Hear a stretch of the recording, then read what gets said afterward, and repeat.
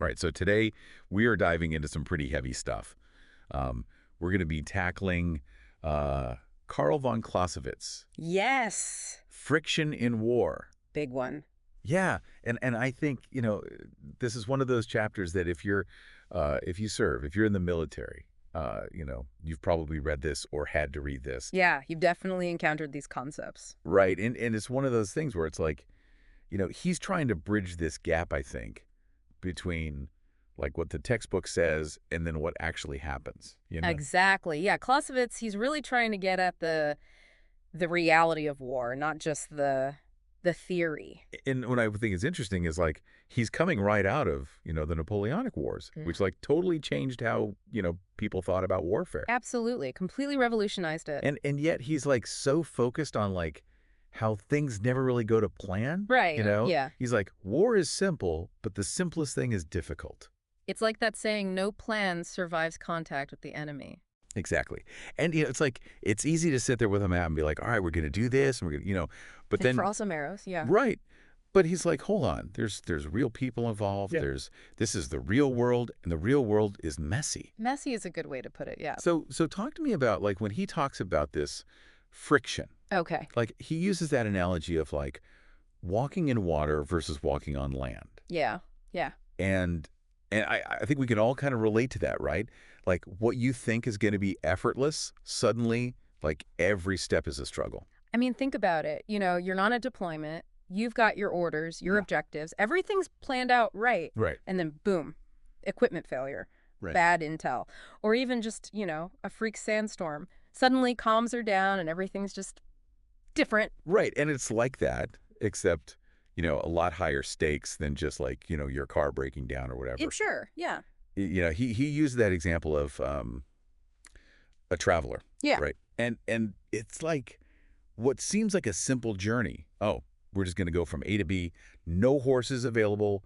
Roads are muddy. It's night. Everything just snowballs. And it's amazing how quickly, like, one little thing can just, like, completely derail, like, an entire plan. Absolutely. And it's even worse when that traveler is a whole battalion trying to get through who knows what kind of terrain. Right. On paper, it all looks good, but you've got, 100 guys, each dealing with exhaustion, the enemy. Maybe one of them's having a bad day, it all adds up. And I mean, like, how often do we hear that term, like, in the military, FUBAR? Right. Fouled up beyond all recognition. Exactly. Like Clausewitz basically called it. He was ahead of his time. But it's not about being pessimistic, right? It's about being realistic, accepting that this friction, it's just part of it, like bullets and bandages. So it's that expectation of the unexpected, going in knowing it's going to get messy. Oh. Okay. But if it's practically guaranteed, how do we deal with it? Mm-hmm. How do we lead? How do we fight effectively, knowing that? Well, that's where Clausewitz's insights get really interesting. Like, he points to these small details that have huge consequences, like weather, for example. Weather. That seems kind of basic. I can just picture some general, like, throughout history, rolling their eyes at a bad forecast. You'd be surprised. Look, even today, with all our technology, a little rain can ground a whole fleet of drones, knock out communications. Seriously. Still. Oh, yeah. It's that reminder that we're still, fighting in the natural world, and Mother Nature, she does what she wants. We think we've got it all figured out, and then a little fog rolls in, and bam, it's like we're back to fighting wars like it's the 1800s again. Right. Clausewitz had this line, every war is an unexplored sea full of rocks. And it's true, satellites, drones, all the intel in the world, there are always unknowns, obstacles you just can't predict. That's the fog of war for you. So it's not even about perfect intel then. It's like accepting that you just won't have it all. There's always going to be that unknown, right? Right. And Clausewitz isn't saying, like, give up, everything's random. He's saying, be realistic. Factor that friction in. Okay, so how does that realism, like, how does that play out? If you know it's going to be messy, how do you lead well? How do you fight effectively in the middle of all that? That's where he gets into, like, what makes a good commander. And it's interesting, he says, iron will alone, not enough. Really?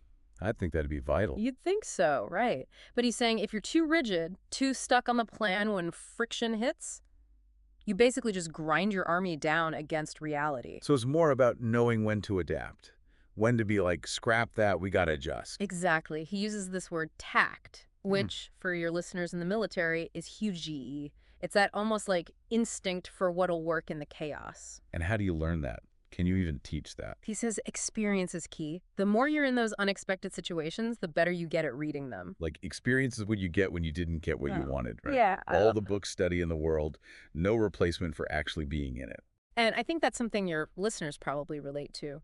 But it's not just about reacting, it's recognizing the moments where the plan needs to change on the fly. To still get to the objective, though, it's not just Mhm. winging it. Right, right. He has this analogy. It's like someone who's just good socially. They're not in there with a script analyzing every word. Just kind of vibe. Yeah, they know what to say because they've learned to read the room, adjust without even thinking about it. Second nature, almost. Which, in war, where stakes are high, I can see how that matters. Absolutely. Now, to be clear, Clausewitz isn't saying strategy's useless. It's both.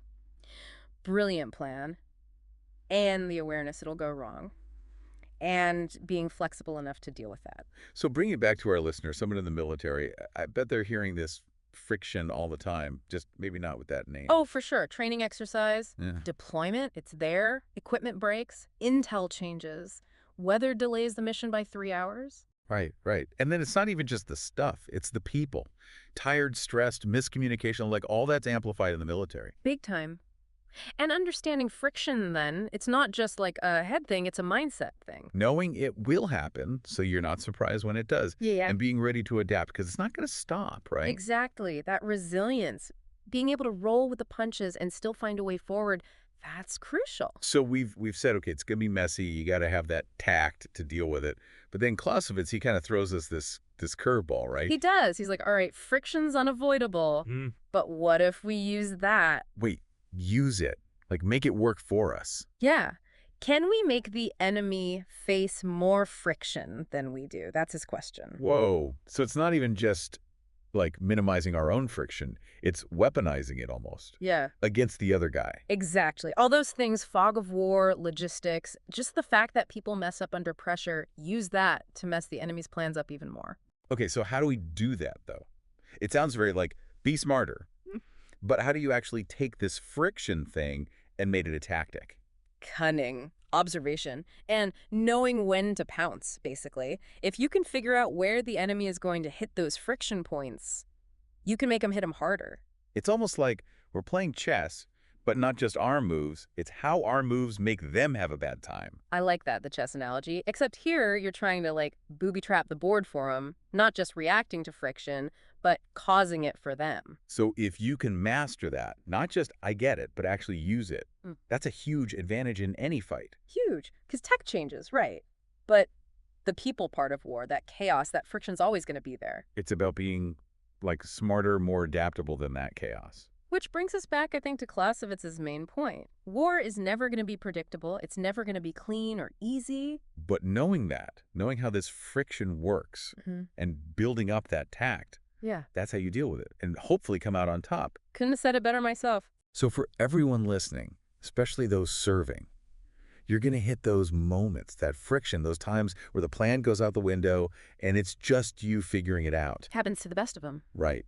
But by understanding that, knowing it's not just you messing up, it's how this stuff works. You can use it to learn, to get tougher, and ultimately get the mission done. And that, I think, is what Clausewitz would want people to take away. Not just the problems, but the potential within them. Absolutely. And on that note, we'll leave you with that challenge, right? Can you find a way to use friction to your advantage? Something to think about, maybe apply to your own experiences, might just give you the edge when you need it most. Couldn't agree more. Thanks for joining us for this deep dive. Until next time, stay curious, stay engaged, because the more you learn, the better equipped you'll be for whatever challenges come your way.